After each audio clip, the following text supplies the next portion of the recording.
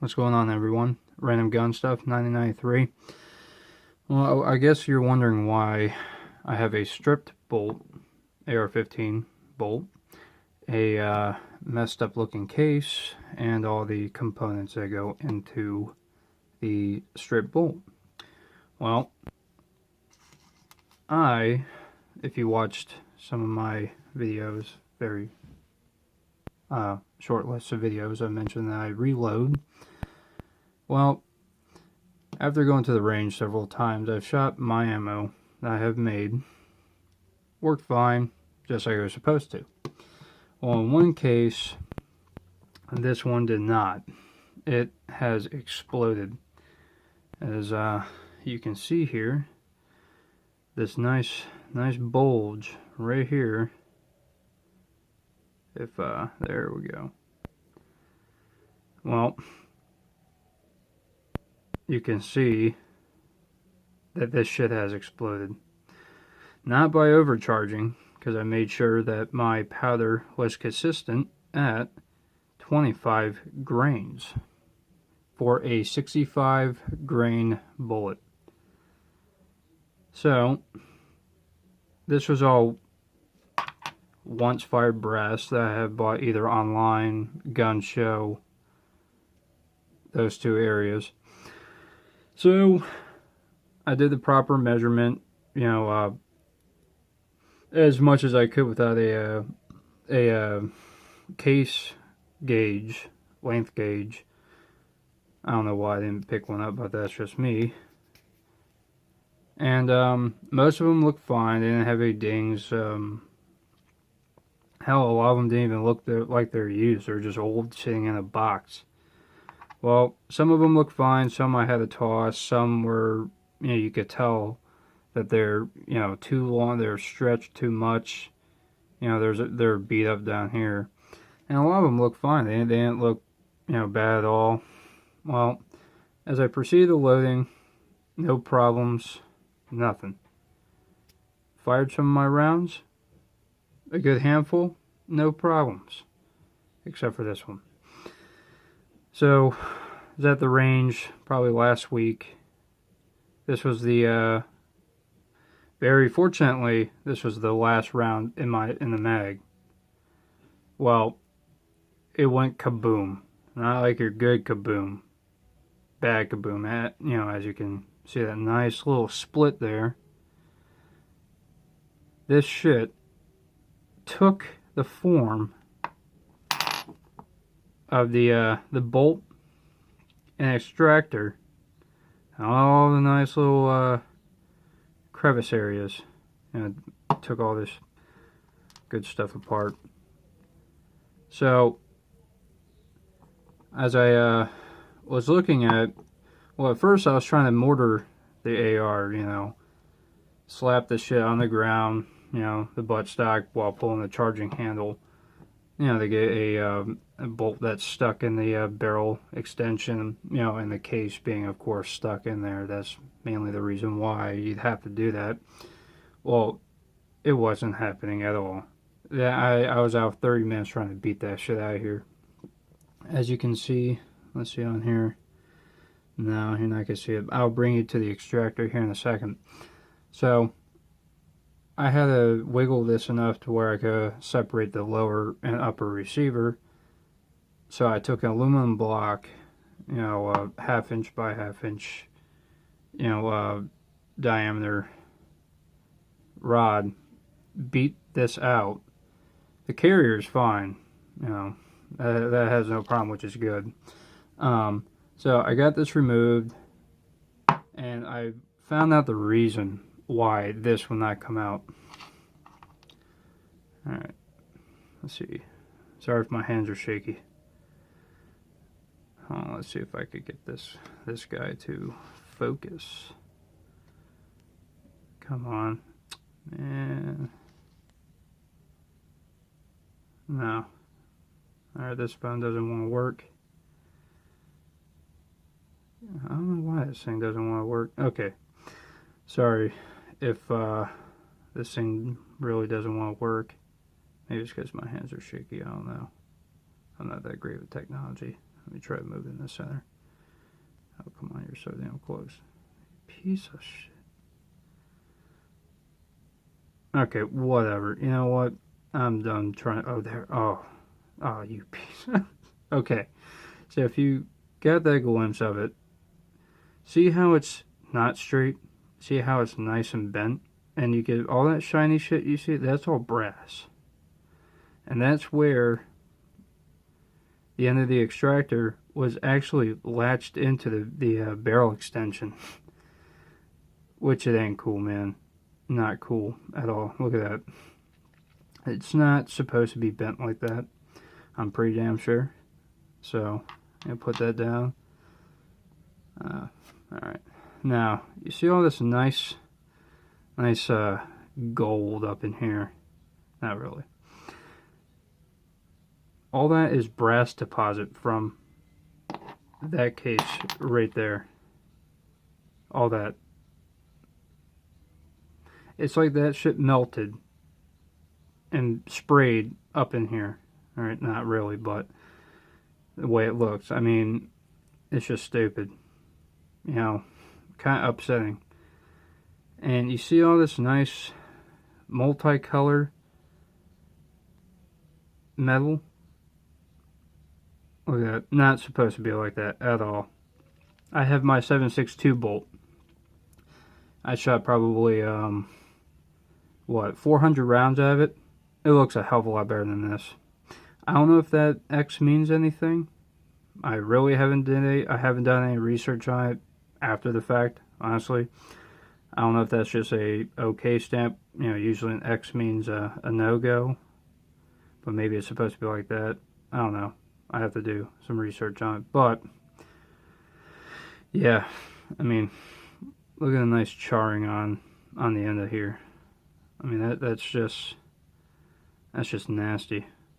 That actually kind of looks like the end of the SKS piston. Or the AK. Same difference. Which, it's not supposed to be that dirty. Unless you shot 1,000 rounds and never cleaned your gun. Other than that, I don't even think it would.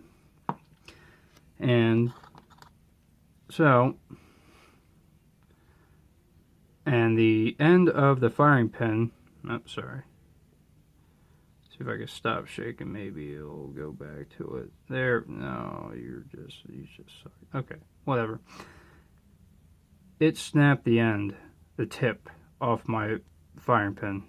Of course, I replaced the bolt. I just got it in the other day, and I don't know why this thing just sucks at autofocus, or just even focusing in general. Whatever. So it snapped that off, and I wish you could see it, but you could tell the difference. You know, stainless, burnt stainless color. Then right here, burnt stainless and brass deposit, all up on here. This could have been a catastrophic incident, you know, to where it did blow the mag apart. It blew the floor plate, or the mag plate, the spring and the follower. Blew it off. You know, of course, it was a polymer mag. I'm not going to say the brand, just for certain purposes. Yeah, so it completely destroyed that. Luckily, as I said, this was the last round in the mag. So, with that, it's always good if you're a beginner reloader like myself. Always, I would get a case length gauge when you first start out, even if you're only making a couple. Good thing to have, so you don't have this happen. You know, look at that. Look at that nice hole where the primer pocket is. Look at that. That's insane. That is way too, yeah, like, let's see. That little chunk of brass I pulled out inside here. How it got in there, I will never know. Nor do I honestly care now, since it's all, taken care of. Barrel's fine, the whole gun's fine besides this. As I looked at it, I won't know until I shoot it again. So with that being said, I have over 1,200 rounds that I have made. Granted, not all of these are going to fail. Alright, not all of them are, but I am really not taking that chance. My hand and my life and my gun is worth more than the brass that I have made. Or, sorry, the rounds I have made. So, all I could do is salvage the powder, hopefully some projectiles, soak the cases in water or solvent to deactivate the primers, and just melt them down into brass ingots and do some with those. Probably shoot them, you know, bad luck brass. I don't know. But that's the whole kind of gist of this video, is pay attention to when or how you where you buy your brass. Make sure if it's once fired, you triple check the brass, like I didn't. Alright, you know, mostly it is my fault, you know, and that's what you get for being a rookie, novice, or, you know, a dunce at reloading. That's what you get, you know, at the you know, the safest, where just, you know, you get nothing, you know. So always double check where you buy it, double check if it's good or not. Dings, like heavy dings, don't even use it. Could, you know, possibly pose a problem.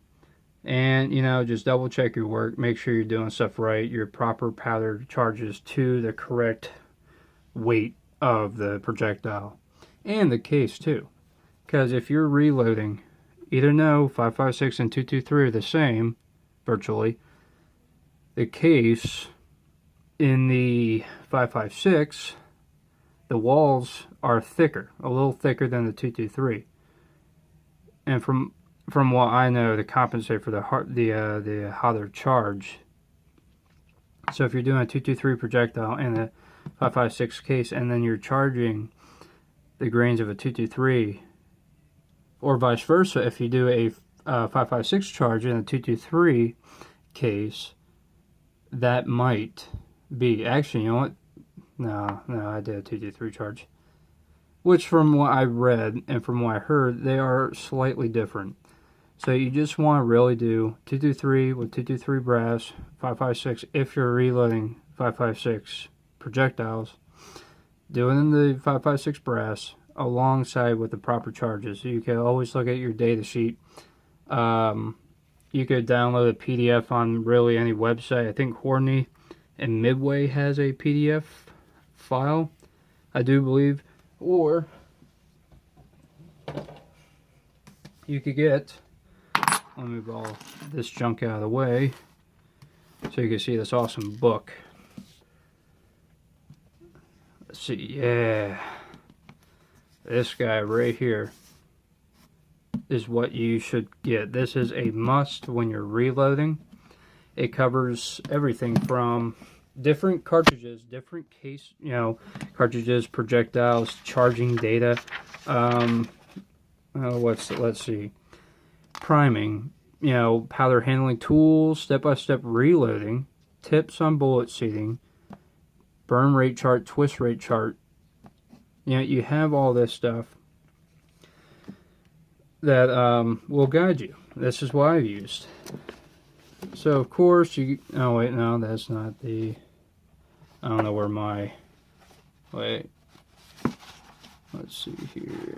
Oh, there we go. I think I messed up on that. Let me see. That's grainage 26. Okay, see, I did my grainage for my 223 at 24 grains of powder. 27. Nah, that can't be.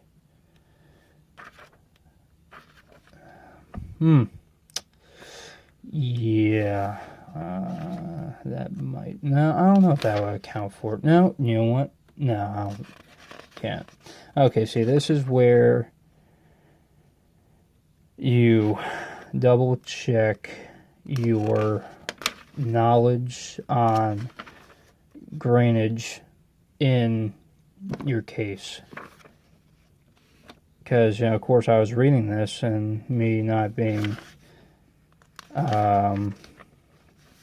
good at reading this stuff, I tried looking it up on, online. Yeah, okay, yeah, grains. And, powder type H322. Hodgins, which I did use. Okay, yeah. Okay, so I was right. So, see if I could bring it over here. 24.5. And the max is 26. Sorry, it's 24, 25, and 26. So, most of my ammo that I have reloaded was at a 24 to 25, which is good because the max is 26 and then the lowest is 24. So I was at that range. Oh, hey. Nice. Oh, it's a star note. That's why. Well, I'm going to keep it back in here so I don't lose it. So, yeah. This book basically is Reloading Bible. This has everything you need. And you got Bobby, that, I think, oh yeah, that's his company. Okay, see, I don't know everything.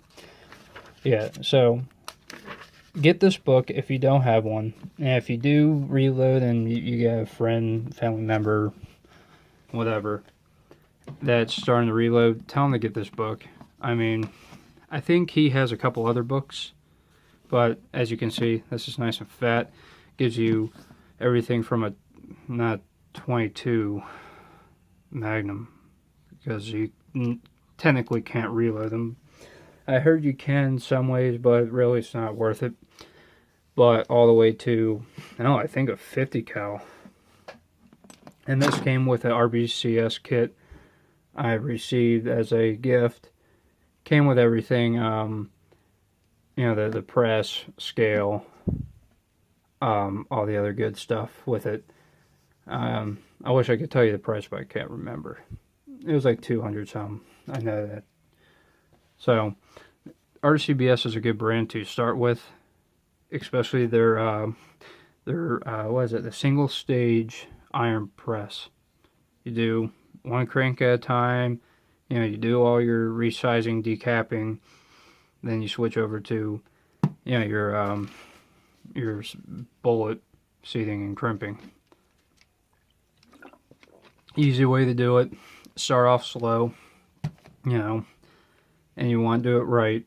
But of course, like me, I have to go for the big guns, Like, I have my setup here.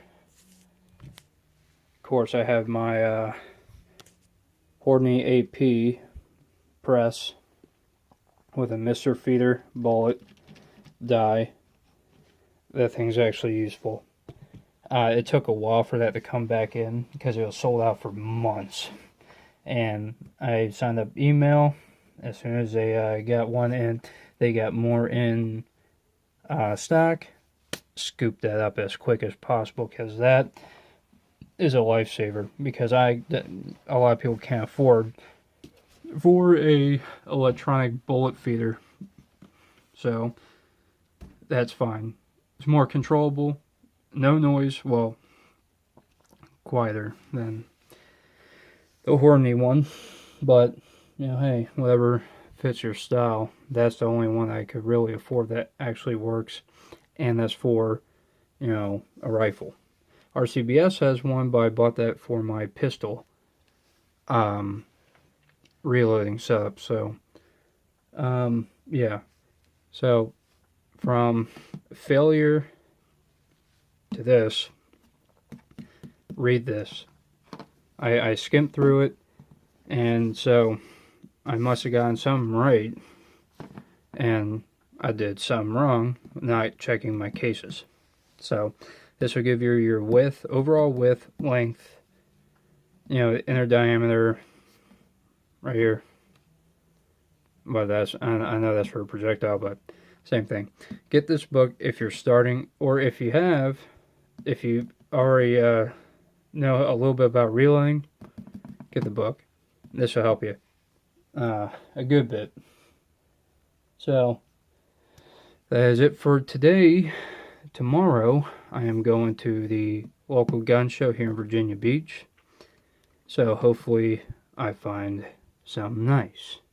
And if I do, be that has a nice big case of ammo, or 2 cases of ammo, or, a Gewehr 98, or a Car 98K, whichever one I find, hopefully.